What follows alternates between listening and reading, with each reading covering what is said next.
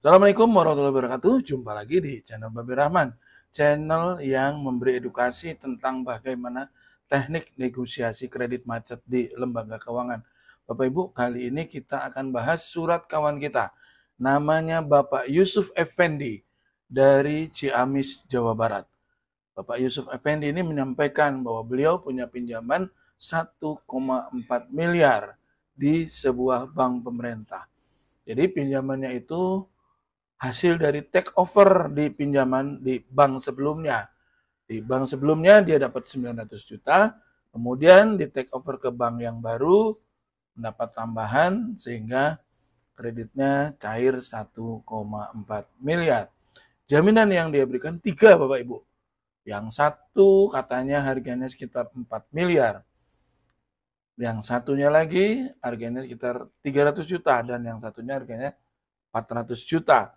Nah, dari 3 jaminan itu, yang paling nilainya besar itu adalah usaha rumah makan.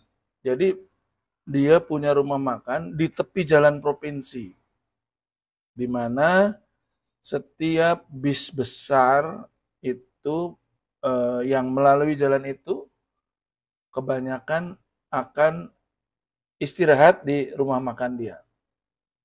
Jadi, bisa dibayangkan rumah makan dengan halaman parkir yang luas, puluhan bis bisa masuk. Nah, singkat cerita, pengaruh dari adanya banyak hal sehingga penumpang itu banyak turun yang eh, tadinya sering bis berhenti di situ sehingga pindah ke tempat lain. Nah, kira-kira kayak gitu. Mungkin ada rest area yang lebih representatif, yang lebih fasilitasnya lebih bagus mungkin dan sebagainya, kira-kira gitu. Sehingga pelanggan-pelanggan bis-bis yang biasa berhenti makan di situ sekarang tidak ada lagi. Nah, singkat cerita, bangkrutlah beliau usaha rumah makannya. Kemudian dia banting setir ke usaha yang lain. Tapi di usaha yang lain tersebut dia tidak mampu memenuhi kewajiban angsuran seperti yang diperjanjikan. Tapi menurut beliau dari pinjaman 1,4 juta itu sebenarnya 1,4 miliar sebenarnya dia setiap bulan masih mengangsur 5 juta rupiah. Sampai suatu ketika dia diminta untuk menyetori sebesar 30% dari sisa pinjamannya. Bila tidak, bank akan melelang. Nah, informasi yang dia dapatkan seperti itu. Nah, entah bagaimana beliau merasa nggak yakin dengan ancaman lelang itu. Karena dia pertama merasa tiap bulan saya setor kok 5 juta gitu. Kemudian komunikasi saya dengan petugas bank juga baik-baik saja kok gitu. Dia nggak merasa ada kendala, dia tidak merasa petugas bank itu dalam tanda kutip tidak suka dengan dia. Dia nggak merasa seperti itu. Semua merasa baik-baik saja sehingga dia nggak yakin akan dilelang. Nah, saat dia terima penjelasan bahwa dia harus setor 30% itu dan ternyata dia tidak mampu setor, dia tidak mampu menyetor yang 30% ya. Dia hanya bisa nyetori 30 juta saja.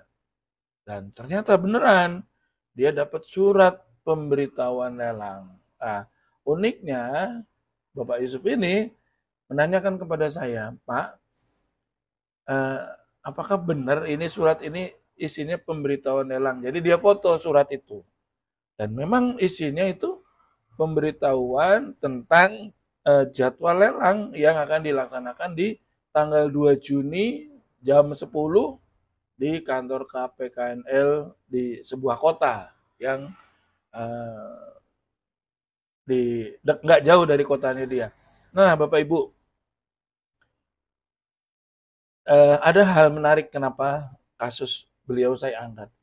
Jadi saya menilai beliau terlalu over confidence, merasa percaya diri bahwa pinjamannya nggak bakal dilelang gitu. Karena pertama dia tidak merasa sama sekali nggak bisa bayar.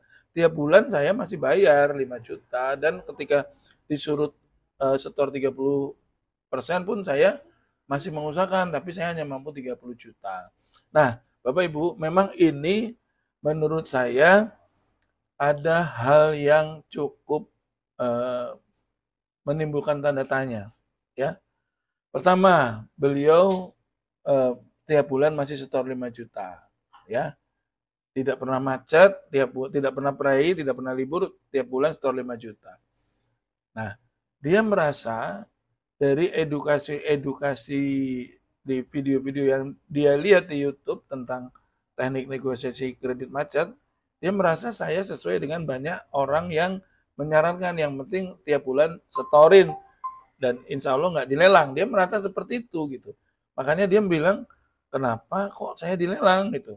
Terus yang kedua, dia juga sedang berusaha menjual aset gitu. Cuman tentu nggak mudah untuk jual aset yang nilainya besar gitu. Nah yang ketiga, dia masih sanggup bayar dan komunikasi saya baik-baik saja gitu. Jadi gini Bapak Ibu ya, bahwa di penjelasan saya sebelumnya sudah saya jelaskan ya, bahwa ketika kita kreditnya mulai macet, memang biasanya penanganannya itu akan ditangani oleh divisi tertentu, ya. Ketika macetnya semakin memburuk, ya, nunggak 1 bulan, nunggak 2 bulan, nunggak 3 bulan dan seterusnya, keadaannya semakin memburuk, maka berkas pinjaman Bapak Ibu itu akan dipindahkan dari bank tersebut, bank yang mencairkan kreditnya, biasanya akan dipindahkan ke kantor yang lebih tinggi, ya, mungkin tingkatannya apa provinsi, apa pusat gitu ya. Dia akan ditangani oleh divisi khusus gitu. Divisi kredit macet yang akan menganalisis, yang akan mengevaluasi apakah nasabah ini perlu melalui mekanisme lelang atau penagihan biasa. Nah, saya menduga karena dari cerita beliau, saya baik Pak dengan petugas gitu. Bahkan sering komunikasi gitu, nggak ada kendala gitu. Dan petugas bank pun menyampaikan bahwa ya udah setorin aja tiap bulan, jangan berhenti gitu. Seperti ada dukungan, seperti ada persetujuan tentang angka 5 juta tersebut gitu. Nah, dia herannya di situ kenapa saya tetap dilelang gitu. Bahkan ketika dia tanya sama saya, dia masih nggak yakin bahwa itu benar-benar pemberitahuan lelang gitu. Saya bilang itu pemberitahuan lelang, dan Bapak Ibu kalau sudah dapat surat pemberitahuan lelang itu harus datang ya, harus datang di tempat lelang itu. Misalnya di KPKNL disebutkan tanggal 2 Juni jam 10 misalnya. Bapak Ibu harus datang 1 jam sebelumnya, harus sudah sampai di kantor KPKNL dan sampaikan bahwa saya adalah debiturnya yang mau dilelang. Kenapa saya bilang harus datang? Karena Bapak Ibu dengan datang, maka Bapak Ibu akan tahu apakah lelangnya ada pemenangnya atau tidak. Ya, kita berandai-andai kalau lelangnya ada pemenangnya, Bapak Ibu bisa segera melakukan upaya hukum. Upaya hukumnya apa? Menggugat banknya, menggugat kantor lelangnya, dan menggugat pemenang lelangnya gitu untuk menaikkan posisi tawar Bapak Ibu ya. Jadi memang itu wajib, karena gugatan yang dilakukan setelah terjadinya lelang, apalagi sudah ada pemenang lelang, itu percuma gitu. Percuma karena ada sifat kekhususan dari undang-undang tentang hak tanggungan ini. Dia bersifat lex specialis derogat lex generalis. Jadi dia bersifat khusus, maka undang-undang yang bersifat khusus itu mengabaikan undang-undang yang bersifat umum. Khususnya di mana? Khususnya adalah lelang bisa dilakukan oleh bukan pengadilan. Padahal lelang itu secara umum harus dilakukan oleh pengadilan, tapi ini dilakukan oleh kantor lelang. Nah, itulah perlindungan khususnya. Nah, yang kedua, kekhususannya adalah lelang itu bersifat final and binding, bersifat final dan mengikat. Jadi tidak ada upaya setelah lelang. apapun yang kita lakukan setelah lelang itu sifatnya hanya untuk menunda eksekusi saja, tidak membatalkan lelangnya. Nah, itulah yang saya bilang, Anda harus mati-matian berjuang melawan lelang justru ketika lelang itu belum ada pemenangnya atau belum dilelang gitu, atau mungkin sudah dalam proses lelang tapi belum ada pemenangnya kayak gitu. Karena dengan begitu Bapak Ibu punya bargaining yang kuat, punya posisi tawar yang bagus untuk mengoreksi keadaan hubungan dengan bank.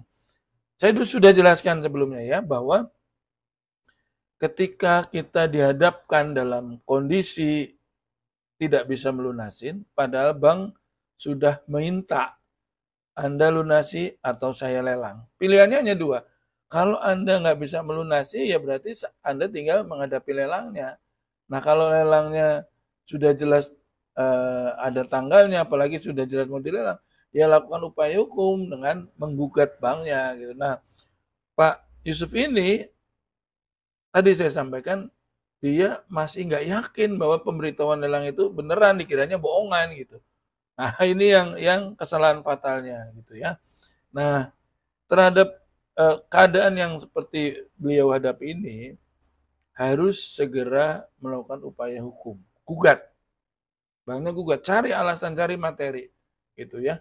Makanya kenapa saya selalu sampaikan, kalau Anda punya pinjaman dan sudah mulai mengalami kendala dalam pembayaran, maka itu sinyal Bapak Ibu harus mempersiapkan pertempuran, peperangan gitu.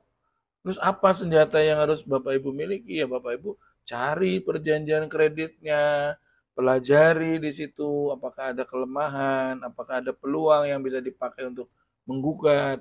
Cari misalnya buku hak tanggungan, salinan sertifikat hak tanggungan dan sebagainya. Karena itu adalah materi-materi yang bisa diangkat untuk melakukan upaya gugatan seperti itu. Ya walaupun itu juga nggak jaminan apakah itu akan dipertimbangkan oleh hakim atau tidak, tapi setidaknya akan membuat bank mengoreksi bargainingnya. Ya Bapak Ibu pahami ya, kalau saat ini Bapak Ibu dalam posisi harus melunasi pinjaman, kemudian Bapak Ibu diam aja, jelas konyol kan. Maka dari itu yang Bapak Ibu harus lakukan kan gugat. Nah, gugatan itu harus punya alat tawar yang besar, yang kuat gitu ya. Harus ada posisi tawar yang kuat. Makanya terhadap gugatan itu Bapak Ibu harus melihat apa yang bisa menjadikan celah agar dipertimbangkan. Tapi secara umum ketika debitur menggugat bank, bank akan membuka peluang negosiasi lagi. Biasanya seperti itu. Karena pada saat bank itu ajukan gugatan lelang, dia posisi tawarnya sangat tinggi. Kalau udah kayak gitu biasanya kalau kita mau bayar maunya dilunasin gitu. Walaupun sebelum lelang ya maunya seperti harus dilunasin gitu. Nah, dengan adanya gugatan dengan adanya gugatan terhadap upaya lelang berpotensi ya bank membuka negosiasi lagi. Maumu apa gitu. Nah, disitulah kita mungkin bisa misalnya pengajuan penawaran misalnya pelunasan bertahap misalnya. Itu sangat mungkin gitu. Karena pada dasarnya bank juga tidak ingin bersengketa berlarut-larut gitu, membuang energi, dan bank akan terganggu aktivitasnya walaupun mereka punya divisi yang bisa divisi hukum untuk menghadapi masalah ini, tapi tetap saja akan mengganggu aktivitas mereka. Mereka akan lebih cenderung lebih suka penyelesaiannya itu di luar persidangan. Kayak gitu ya Bapak Ibu. Jadi buat Pak Yusuf Effendi ini semoga menjadi pembelajaran yang baik. Semoga lelangnya besok nggak ada yang nggak laku ya. Kemudian Bapak bisa segera gugat banknya agar lelang berikutnya terhambat. Kayak gitu ya, semoga bermanfaat. Sampai jumpa di lain kesempatan.